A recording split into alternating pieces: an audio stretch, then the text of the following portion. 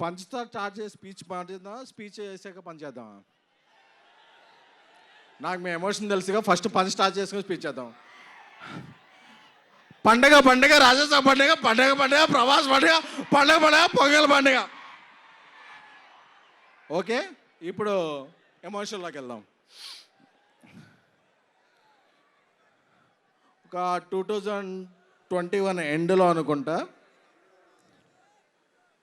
ఈ సినిమా ఎలా స్టార్ట్ అవుతుందో, ఎలా స్టార్ట్ అయిందో చెప్పాలి. పాన్ ఇండియా స్టార్ ప్రభాస్ గారు మారుతి గారిని ఒక లైన్ చెప్పమన్నారు. చెప్పమన్నప్పుడు మారుతి డార్లింగ్ కొన్ని ఇష్యూస్ గుర్తు చేస్తున్నాను, డోంట్ ఫీల్ బ్యాడ్. ఒక సినిమా మారుతిగా చేసింది అంత గొప్పగా ఇది అవ్వలేదు. ఆ వెంటనే మారుతి గారు నేను ఒక 20 years నుంచి చైల్డ్హుడ్ ఫ్రెండ్స్. వాళ్ళ ఫాదర్ కూడా అకాల మరణం చెందారు. కొంచెం డౌన్ అయ్యాం అందరం.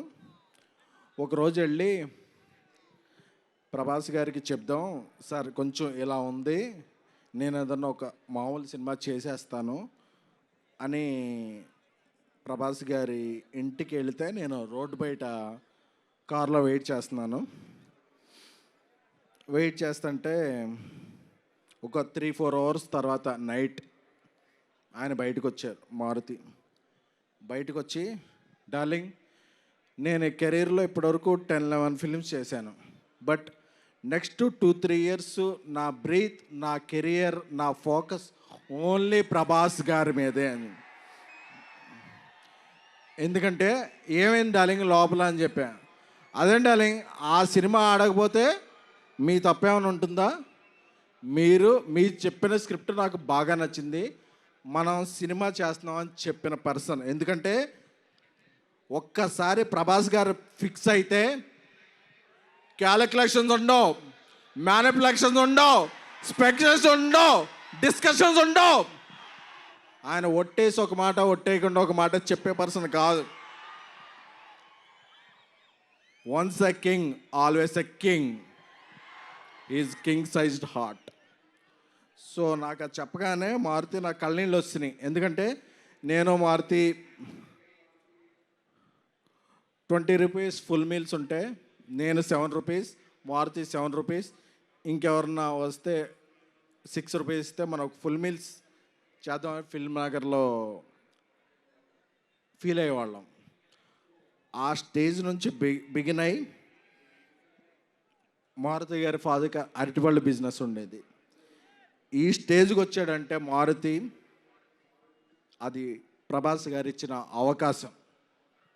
So we love you Prabhas sir. ఎందుకంటే ప్రభాస్ గారికి బాగా క్లోజ్ ఫ్రెండ్ మా యూవి వంశీ చెప్పాడు, మా వంశీరెడ్డి, అరే నువ్వు వెళ్ళేటప్పుడు ఏమన్నా స్పీచ్లో ఎలివేషన్స్ ఇవన్నీ అతి చేయకు అని. బట్ ఒక అలాంటి హార్ట్కి మనం ఎలివేషన్స్ ఇవ్వకుండా ఎలా ఉంటాం? ఇవ్వకుండా ఉండలేం. అందుకనే ప్రభాస్ గారితో షూట్ చేస్తున్నప్పుడు యూరోప్లో ఆయన ఒక పెద్ద విల్లా తీసుకున్నారు. ఆ విల్లా ఎందుకంటే ఒక పెద్ద విల్లా తీసుకుంటే అందులో పెద్ద కిచెన్ ఉంటుంది, అందులో పనిచేస్తాను అందరికీ కూడా. ఎందుకంటే యూరోప్లో మేము పాస్తా ఏం తినలేకపోయేవాళ్ళం. ప్రభాస్ గారి చెఫ్ అందరికీ కూడా ఒక మంచి భోజనం వండి పంపించేవాడు. ఎందుకంటే ఇక్కడ మనం ఎలాగా పనిచేస్తామో ఏంటో తెలియదు కాబట్టి. So we love you Prabhas sir.